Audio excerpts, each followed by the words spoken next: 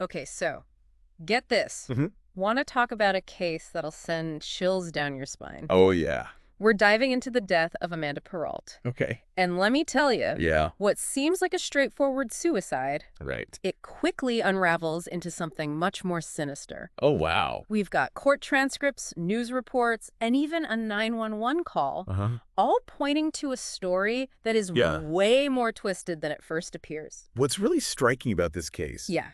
is how it throws a spotlight Hmm. on the dark side of power dynamics, Right. especially when you're dealing with a police officer Yeah. involved in a domestic violence situation. It's like the blue wall of silence just got a whole lot thicker, right? Absolutely. From the outset, things just felt off. Yeah. The medical examiner ruled Amanda's death a suicide, Right. but the sheriff leading the investigation, Okay. Sheriff Sills, Yeah.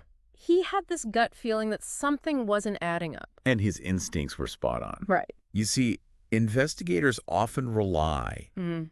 on their gut feelings, Yeah. those subtle cues Yeah. that something just isn't right. Uh-huh. Those Hmm. feelings are Wow. usually rooted in years of experience. So where do we even begin to unravel Yeah. this tangled web? Well, let's start with the crime scene. Okay. Imagine this. Yeah. You walk into the room, Uh-huh. and Amanda's body is laying flat on her back, Okay. legs together, Mm-hmm. arms by her sides, Okay. hands cupped. Wow. It's almost too perfect. Yeah. Too staged. I'm getting goosebumps just hearing you describe it. Yeah. That's not how someone falls Yeah. after shooting themselves, is it? Exactly. Most suicide victims Mm-hmm. don't end up in such a composed position. Right. Their bodies usually reflect Yeah. the chaos and violence of the act. And then there's the gun. Right. Yeah. Smith & Wesson .380 Okay. found near her feet, Mm-hmm. a good distance from her body. Right. Here's the kicker. The magazine was ejected, Okay. but there was still a bullet in the chamber. Now that's where things get really interesting. Yeah. For the magazine to be ejected like that, Mm-hmm. someone had to physically press the release button. Oh, wow. It's not something that typically happens accidentally, especially not after somebody has shot themselves. Right. It's like trying to fit Yeah. square pegs into round holes Uh-huh. if the pieces just don't align. Okay, so we've got a staged crime scene Mm-hmm. and a gun that seems to have a mind of its own. Right. What about Seth, Okay. Amanda's husband? Yeah. What's his story? Well, during the initial interview, Mm-hmm. he claimed Amanda was upset. Mm-hmm. Mm-hmm. And then suddenly, as he put it, Okay. executed herself. Executed herself. Yeah. Wow, that's chilling. I know, right? That's not exactly the kind of language Yeah. you'd expect from a grieving husband, is it? It's incredibly jarring, Yeah. right? Yeah. Almost detached. Oh. And it's not just the words. Yeah. Throughout the interview, Mm-hmm. Seth kept trying to deflect questions. Oh, really? His story changed multiple times, Okay. and he constantly emphasized his status Right. as a good police officer. Trying to use his badge as a shield, maybe? It's possible. Hoping that would make his story more believable? It's a classic tactic. Yeah. Especially when someone feels cornered, Right. they try to leverage their authority to Mhm. gain credibility. Right. But experienced investigators, like Sheriff Sills, Mm-hmm. see right through that. Yeah. It's like a flashing neon sign Mm. that screams, "Look closer, something's not right." So we've got a suspicious husband, Mm-hmm. a staged crime scene, Right. and a gun that doesn't quite fit the narrative. Yeah. What else do we know about Seth and Amanda's relationship? Well, Yeah. police reports paint a grim picture Okay. of escalating domestic abuse Oh, no. in the months leading up to Amanda's death. So there was a history of trouble between them. Unfortunately, yes. This is where things start to feel truly heartbreaking. Yeah. And there's a 911 call, right? Absolutely. Just days before Amanda's death. Yes. Oh, wow. Amanda barricaded herself in a bedroom, Okay. terrified, Mm-hmm. and told the dispatcher Yeah. that Seth was putting his hands on her. Oh, my God. Here, get this. Even the dispatcher noted, off the record, Okay. that Seth had a reputation for violence. Wait, so even before this whole tragedy unfolded, Right? there were already whispers about Seth's temper? It seems so. And the investigators missed that? It happens more often than you'd think. Really? Sometimes crucial pieces of information Yeah. slip through the cracks, Right. especially in the early stages of an investigation. Wow. It underscores the importance Mm-hmm. of thoroughness and attention to detail, Uh-huh. leaving no stone unturned. It's like finding a missing puzzle piece. Yeah. but realizing it doesn't quite fit. And then there's this letter, right? Yes. Amanda supposedly wrote it, Uh-huh. recanting her abuse allegations. Right. But even Sheriff Sills wasn't buying it? The penmanship was too perfect. Okay. Too deliberate. Yeah. Like it had been dictated. Oh, wow. And the language itself is incredibly telling. What do you mean? She uses the word punishment Okay. to describe what she deserves for lying about the abuse. Whoa. Okay. Yeah. That sends chills down my spine. It's disturbing, isn't it? It feels so forced, so calculated. Right. It's like she was trying to protect Seth, Yeah. even if it meant sacrificing her own truth. That's a common theme. Right. In abusive relationships, Yeah. victims often feel trapped, pressured to recant their stories, Okay. especially when the abuser holds a position of power. So we've got a suspicious husband, Yeah. a staged crime scene, Right. a gun that doesn't tell the whole story, Uh, a history of abuse, mhm. a chilling 911 call, and a recanted statement that just doesn't ring true. It's a lot to unpack, right? Where do we go from here? Well, this is where a child's testimony No. enters the picture, Yeah. adding another layer of complexity Yeah. and heartbreak Oh, gosh. to this already tragic story. Who are we talking about? We're talking about Seth's 8-year-old daughter, Oh, my. and her account of what happened that night Yeah. is, Yeah. well, it's both disturbing and heartbreaking. Okay. I'm on the edge of my seat. Yeah. What did she say? Imagine an 8-year-old girl Oh, gosh. sitting in a room Yeah. full of strangers, Right. recounting the night her father allegedly killed her stepmom. Oh, my God. The details she provided Yeah. were chillingly specific, Wow. delivered Yeah. with a matter-of-fact tone Right. that sent shivers Yeah. down the spines of everyone in the room. That's just horrific. Yeah. The poor child. That's awful. It's like she's become desensitized to the violence. Exists. Witnessing that kind of abuse Yeah. at such a young age. Right. It's unimaginable. It's a stark reminder Yeah. that domestic violence isn't just a private matter between two adults. Right. The ripple effects extend Yeah. far beyond Right. the immediate victims, leaving lasting scars Yeah. on everyone involved, Right. especially children. It makes you wonder, Yeah. was she coached? Right. Or is this just a heartbreaking example Yeah. of a child trying to make sense It's pie. of a world turned upside down? That's the million-dollar question, isn't it? I mean, Obtaining reliable testimony yeah. from children Right. in cases like this is incredibly challenging. Right. Their memories are malleable, Okay. easily influenced by stress, Right. fear, Yeah. and the adults around them. It's a delicate balance Yeah. between seeking justice for Amanda and protecting this little girl from further trauma. Absolutely. The investigators had their work cut out for them. They needed to approach her testimony Yeah. with sensitivity, Right. carefully separating fact from fiction, Yeah. all while ensuring her well-being Right. was paramount. And remember, we're talking about a police officer's daughter. Right. The pressure to protect one of their own, Yeah. to maintain that blue wall of silence, must have been immense. You're absolutely right. Yeah. The investigators were walking a tightrope, Okay. trying to uncover the truth, Right. while navigating the complexities of police culture Yeah. and the potential for bias. Okay, so we've got this heart-wrenching testimony Yeah. from Seth's daughter. Right. A web of circumstantial evidence and a growing suspicion Yeah. that something's not right. Mm-hmm. But is there any concrete proof? Well, Yeah. that's where the video evidence comes into play. Okay. Remember, Yeah. we're talking about the digital age. Yeah. People document everything. And in this case, Right. that documentation proved to be a game changer. So there is something. Amanda had recorded a cell phone video Oh, wow. of an argument with Seth. Hold on. She actually caught the abuse on camera. She did. That's huge. It was a big break in the case. What did the video show? It showed Seth in a rage, Okay. yelling, Uh-huh. berating Amanda, Oh, wow. controlling her movements, Not bad. even shoving her against the wall. It's like ripping off a mask Yeah. and exposing the truth underneath. Exactly. That kind of evidence is hard to refute. And it wasn't just the video.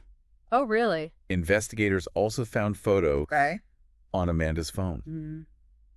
Bruises, a What? black eye, Oh, my gosh. a split lip, Okay, so physical proof. all time-stamped, Yeah. all corroborating her claims of abuse.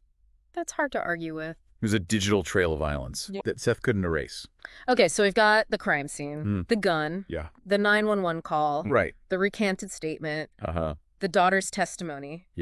And now this video evidence, it's all starting to paint a very disturbing picture. Absolutely. But was it enough to convince a jury?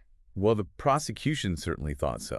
Okay. They presented all this evidence, arguing that Seth, fearing the consequences of his actions, staged Amanda's suicide to cover up his crime. And what about the defense? Well, they went for the classic reasonable doubt strategy. So they tried to counter that.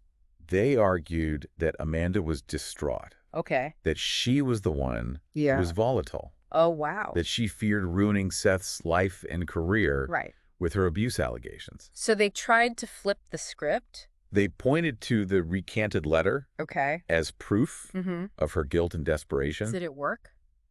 Not entirely. The prosecution countered by highlighting the power dynamics at play.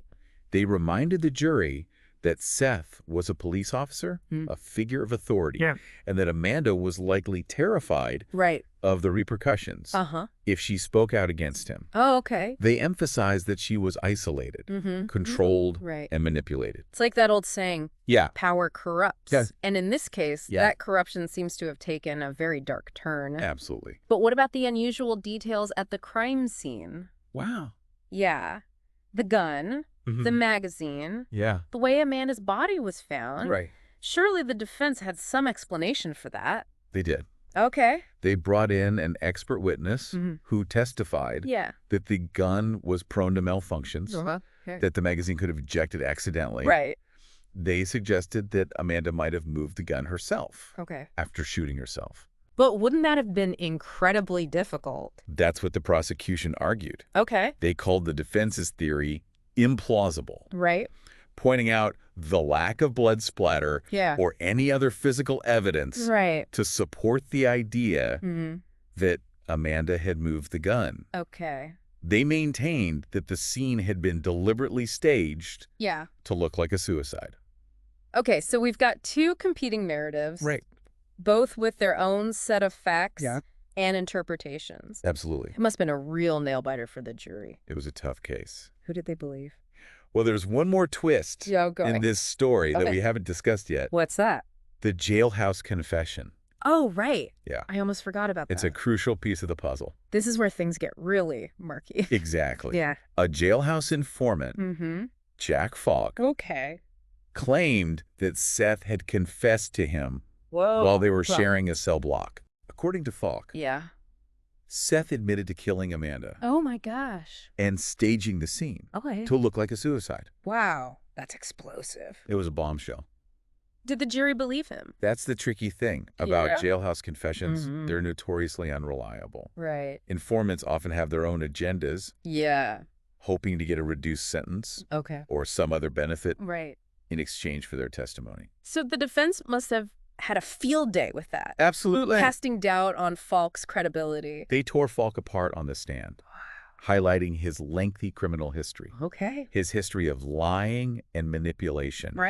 And his clear motive to fabricate a story. To help his own case. So with all this conflicting information, what happened? It all came down to the jury. How did the jury ultimately decide? Did they side with the prosecution? It was a tough decision. Or did the defense's reasonable doubt strategy work? They had to weigh all the evidence. This is killing me. It's a cliffhanger. I need to know what happened. I feel like we've been on this roller coaster of evidence and emotion. And I need to know where it stops. Did the jury see through the smoke and mirrors? The jury deliberated for days. Sifting through mountains of evidence, weighing the credibility of witnesses, and grappling with the complex legal arguments presented by both sides. I bet the tension in that courtroom was so thick you could cut it with a knife. It was palpable. So what was the verdict? After what felt like an eternity, the jury finally reached a decision. They found Seth guilty of murder. Wow, guilty. So they saw through his facade. They did. They believed Amanda's story. What was the reaction in the courtroom? It was a mix of relief and heartbreak. Yeah. Amanda's sisters. who had been fighting tirelessly for justice, wept openly. Wow. Embracing each other as the verdict was read. It's a bittersweet victory, isn't it? It is. Justice served, but a life lost that can never be replaced. Exactly. And for Seth, it was the culmination of a long and winding road of deceit and manipulation. Absolutely. He was sentenced to life in prison. Wow. Without the possibility of parole. It's a stark contrast to the life of freedom and authority he once enjoyed. It's almost poetic justice, isn't it? In a way. The man who used his badge as a shield, stripped of his power, and forced to face the consequences of his actions. Right. It sends a powerful message, doesn't it? It does. To victims of abuse. That their voices matter, that they can come forward and seek justice. Right. Even when the abuser is someone in a position of power. It tells abusers that they can't hide behind their badges, their uniforms, or their authority. Justice will eventually catch up to them. This whole case, it's a stark reminder. It is. That things aren't always what they seem. Right. That sometimes the truth is hidden beneath layers of manipulation and deceit. Yeah. It makes you question everything, doesn't it? It does. It makes you realize that we can't just accept things at face value. No. We need to be critical thinkers to question assumptions and to look for the inconsistencies, the red flags that might signal something more sinister. Absolutely. Lurking beneath the surface. It's like peeling back the layers of an onion, revealing the truth, one painful layer at a time. It can be a long and arduous process. But in the end, the truth always comes out, doesn't it? It usually does. And what about Amanda's family? Well. Yeah. How are they coping with all this? They've channeled their grief and anger into a powerful force for change. Yeah, that's amazing. They've become vocal advocates for victims of domestic violence, sharing Amanda's story, raising awareness, and urging others to speak out against abuse. So they're using their pain. They are. To try and help others. That's incredible. They're determined to ensure that Amanda's death was not in vain, that her legacy will be one of hope and empowerment for other survivors. It's inspiring to see how they've turned their tragedy into a platform for change. Yeah. A beacon of light in the darkness. Absolutely. So as we wrap up this deep dive into the death of Amanda Peralt, what's the takeaway for our listener? I hope they'll remember that domestic violence is a pervasive issue. Right. Often hidden behind closed doors. And shrouded in shame and silence. It can happen to anyone. It can. Regardless of age, gender, socioeconomic status, or even profession. Absolutely. And that even the most seemingly perfect facades can conceal a dark and dangerous reality. Exactly. It's important to be aware of the signs of abuse, to listen to our instincts, and to never be afraid to speak up if we suspect something is wrong. Because silence only protects the abuser. Never the victim. We all have a role to play in breaking the cycle of violence. Absolutely. By educating ourselves, supporting survivors, and holding abusers accountable. We can create a world where everyone feels safe and empowered to seek help. Amanda's story is a tragic reminder. It is. That the fight against domestic violence is far from over. But it's also a powerful testament to the courage and resilience of survivors. And the unwavering dedication of those who fight for justice. It's a call to action for all of us. It is. To be aware, to be informed, and to be a voice for those who are silenced. Thank you for joining us. Yes, thank you so much for listening. On this deep dive. We hope this conversation has shed light on the complexities of domestic violence and inspired you to become a part of the solution. Absolutely. Remember, you're not alone. There are resources available, people who care, and a community ready to support you. Together, we can make a difference.